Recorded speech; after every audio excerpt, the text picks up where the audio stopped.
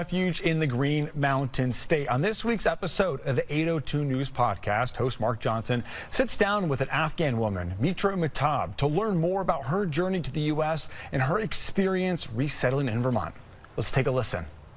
After a year and a half, receiving all the support and being all these supportive people around, so I think now I feel I belong to Vermont. Maybe I wasn't born here, but I belong to Vermont. I feel it's home. Mark joins us now. Mark, thanks for being here. You bet, thanks. Now, why did she want to leave Afghanistan? Well, in 2021, the U.S. forces withdrew from what turned out to be America's longest war. You may recall we went into Afghanistan after the 9/11 attacks in 2001 to try to root out members of al-Qaeda. Now, 20 years later, it was decided that it was time to go. And the issue was that the Taliban was going to come back into power, and the Taliban has a track record of really allowing no human rights for women. And her mother had been doing some political work, so she and her sisters and mother decided it was time to flee. I imagine there's a long list here, but what obstacles did she have to overcome to get here to Vermont, and then just overall as well? Well, it's an amazing story. She initially went to Iran, which was the closest country to the Afghani border, but really they needed to get to a country with a U.S. embassy, which the closest one was then Pakistan.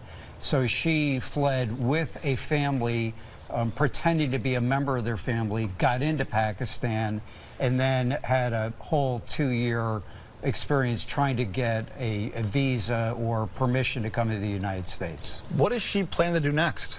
Well, she is a very bright young woman, and one of the issues that she's really been involved in and wants to continue to be involved in is pushing for rights for women back in Afghanistan.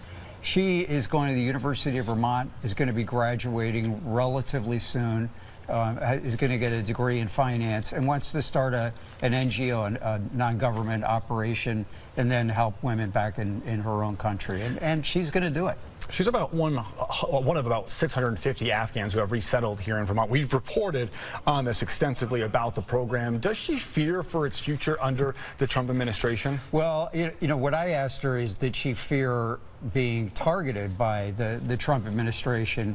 And, her feeling is, she's here under political asylum, and her feeling is if she could make it through Iran to Pakistan to here, she is somebody who is fearless, and so she's really not that concerned about it. I was a little concerned about it doing the story. There's some personal information about her that I haven't included in the story for her protection, but I think she's pretty safe, and I think I just don't think she's really on the radar. You can listen to the newest episode of the 802 News podcast on our website or wherever you get your podcast. Mark, thanks for coming in. Thank you, Ike.